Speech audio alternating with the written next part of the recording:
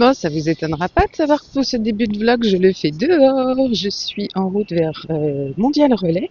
J'ai des colis à déposer et je vous fais donc cette petite intro de vlog. Alors, je suis un petit peu embêtée pour ce qui est des vlogs parce qu'en fait, tout ce que je tricote, je peux pas vous le montrer puisque c'est dans les prochains coloris. Donc, je suis un petit peu embêtée avec ça. Je me dis, mais qu'est-ce que je vais leur raconter pendant ces vlogs? Du coup, je me suis dit que ce serait peut-être l'occasion de vous parler un petit peu des livres que j'ai et de rentrer dans le détail pour certains. Alors je regarde pas trop l'écran parce que je veux pas tomber. Enfin, surtout que là je suis obligée de faire un détour parce qu'il y a des travaux dans une rue. Et donc voilà, je pense qu'on va faire ça. Donc pour cette intro de vlog, je porte deux choses tricotées. Mais je porte mon slipover, le slipover de petite fille, le Friday slipover, et je porte le Vertitus de Steven Webb. Deux projets que j'aime beaucoup, un que je n'ai pas tricoté, ce qui m'empêche absolument pas de l'adorer aussi. C'est vrai qu'on est fier quand on a tricoté une pièce, mais le plaisir est totalement différent quand en fait vous recevez un tricot que vous n'avez pas tricoté mais que vous allez pouvoir porter. C'est pas, je vous jure qu'il faut pas bouder son petit plaisir, hein. C'est vraiment chouette. Bon, voilà, début de vlog lancé. Je remercie aussi toutes les personnes qui ont répondu à la fois à ma story, à la fois à la vidéo dans la communauté YouTube. Ma vidéo non, ma publication. J'ai reçu beaucoup de mails aussi. Donc merci à toutes celles qui ont posé 12 000 questions. Les gens aiment bien me faire des grands mails. Si jamais vous en avez envoyé un que je vous ai pas répondu, c'est pas normal. J'ai, je pense, répondu à tout le monde. J'ai dû répondre un bien reçu. Voilà. Et j'ai évidemment fait des copies d'écran, tout ce que vous m'avez demandé.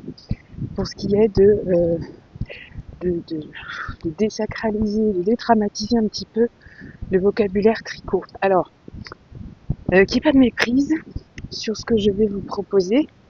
C'est-à-dire que je vais pas faire... je vois par exemple ce qu'a fait Mélanie, mes aiguilles aventurières. Alors Mélanie, elle vous a proposé là très régulièrement depuis quelques temps des petits tableaux récapitulatifs que je vous recommande d'avoir sous la main.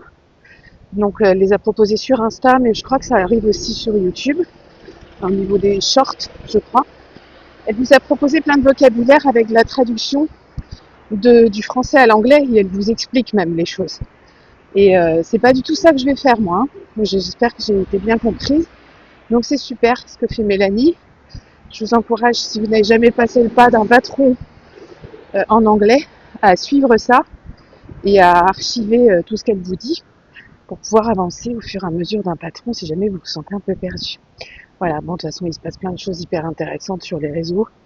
Quand les gens sont dans le partage, c'est toujours hyper intéressant pour nous de recevoir ce partage.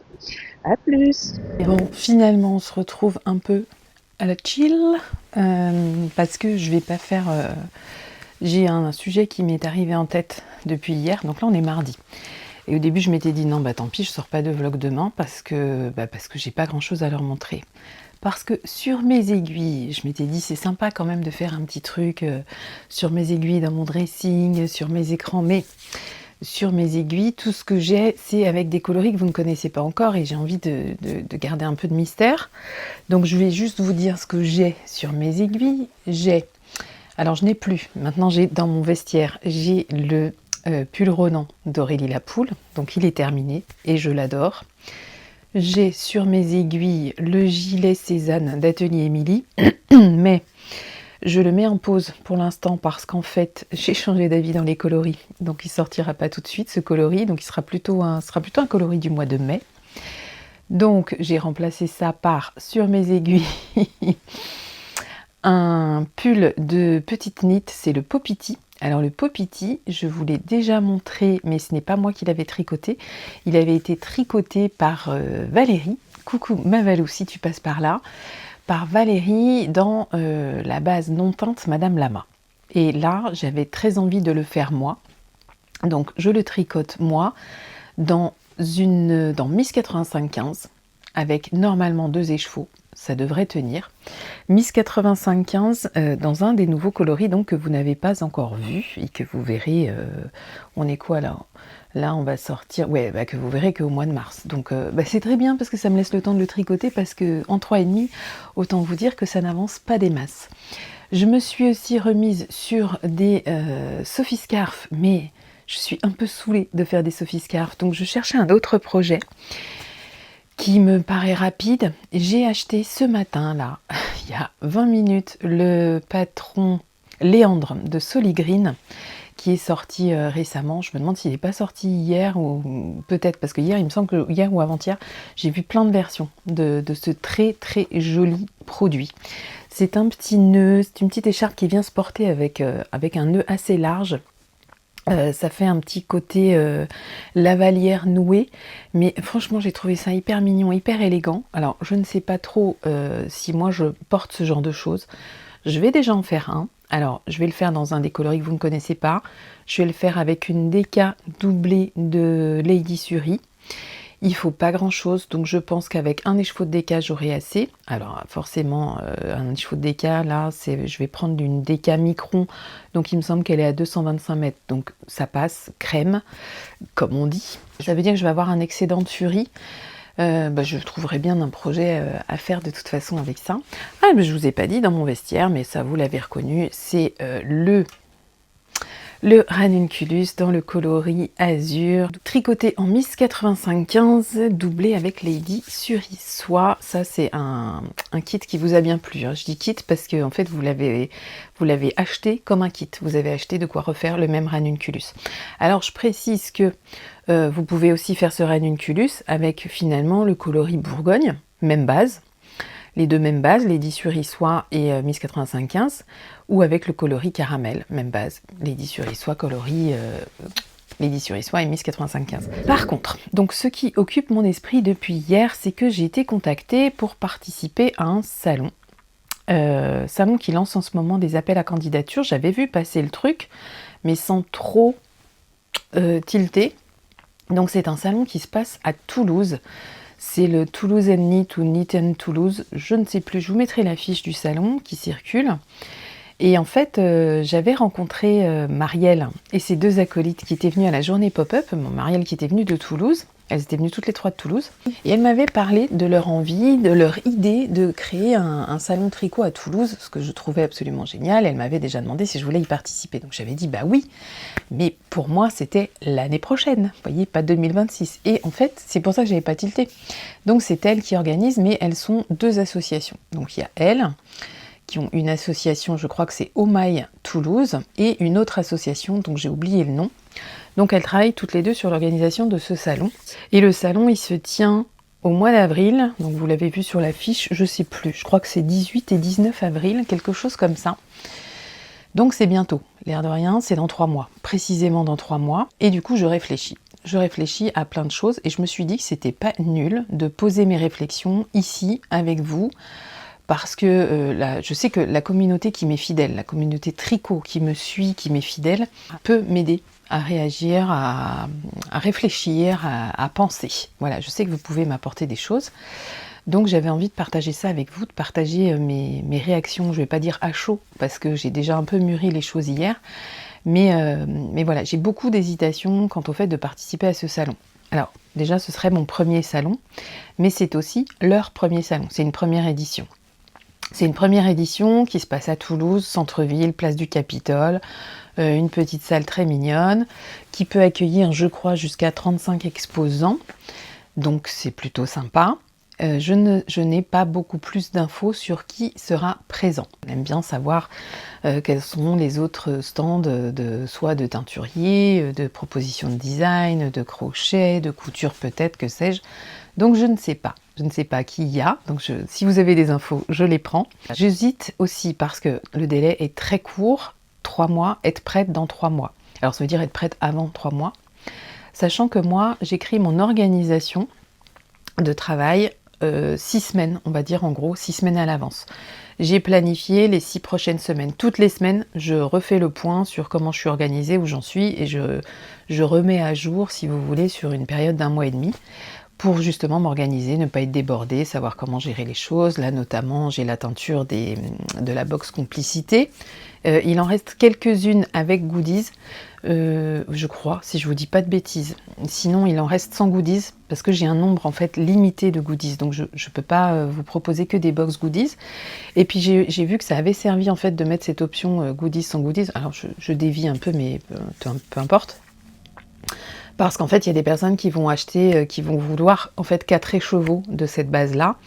Donc c'est une base de toute beauté. Ah, mais je vais pouvoir vous la montrer. Et oui, je peux vous la montrer. Je suis allée la mettre en écheveau, là, un écheveau de cette base non teinte. J'essaye d'arranger un petit peu. Voilà. Mon Dieu, qu'elle est belle. Regardez-moi cette base de folie. Alors ça, c'est Madame Fauve. Je vais essayer de bien m'approcher. Je vais mettre les lunettes pour voir ce que je vous montre. Alors, les lunettes sont tellement sales. Mais voilà, vous l'avez bien. Ça, c'est son coloris naturel. Là, elle est pas teinte. Elle est composée de 70% de baby alpaga fauve. Donc c'est sa couleur naturelle hein, à l'alpaga. Il est fauve comme ça. Composé également de 20% de soie et 10% de cachemire. Donc autant vous dire que ici règne une douceur de folie.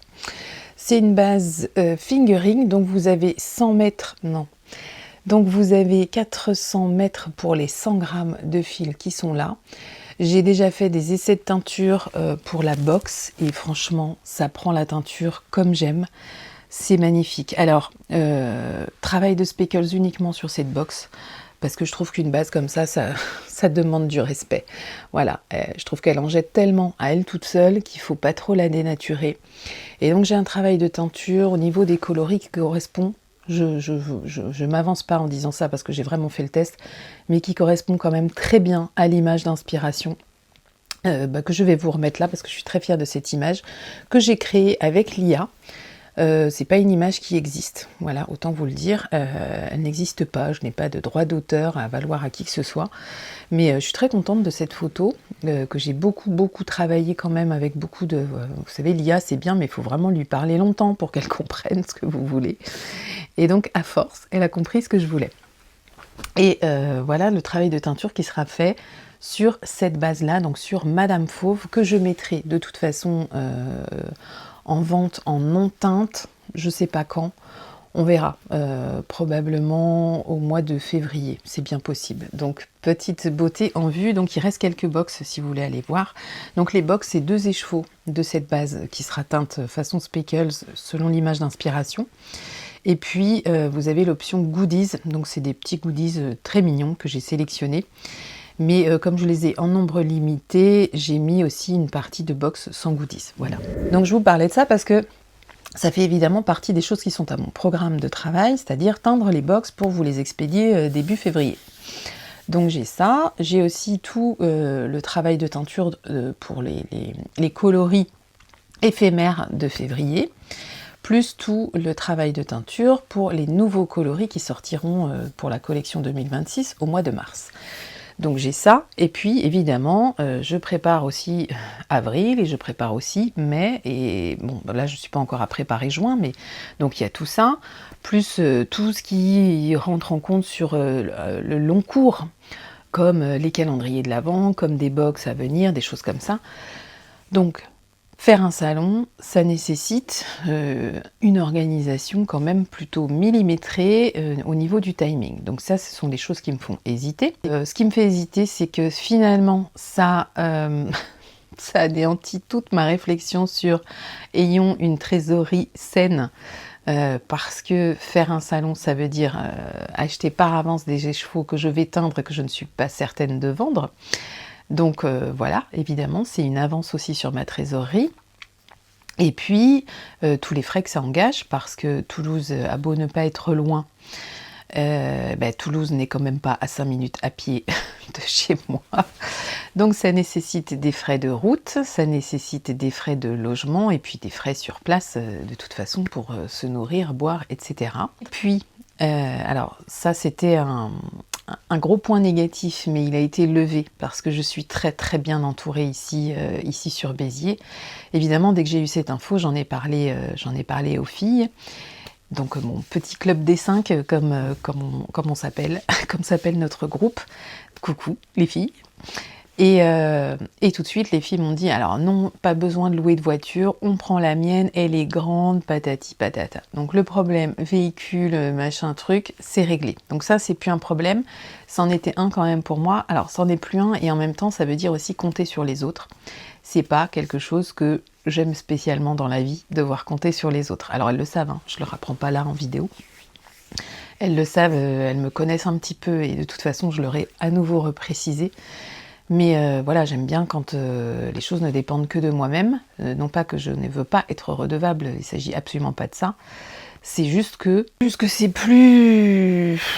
Comment dire? C'est même pas plus agréable de tout prendre en charge soi-même, c'est pas tellement ça, mais voilà, pour moi, j'ai pas envie d'impliquer des gens dans quelque chose qui est encore un peu abstrait pour moi.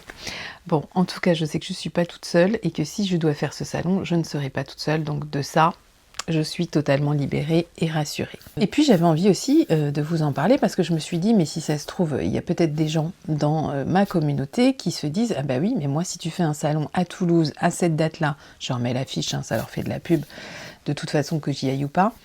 Si tu fais un salon à cette date-là, et ben moi j'y vais. Bon, ben voilà, ça vous laisse aussi, ça vous laissera le temps de vous organiser. Quand j'aurai pris ma décision, je vous en parlerai. Je vous le dirai, vous le saurez de toute façon. Pour l'instant, la décision n'est pas prise, donc n'hésitez pas à me dire en commentaire si un salon sur Toulouse, c'est quelque chose que vous pouvez envisager de venir visiter, et du coup de me faire un petit coucou là-bas.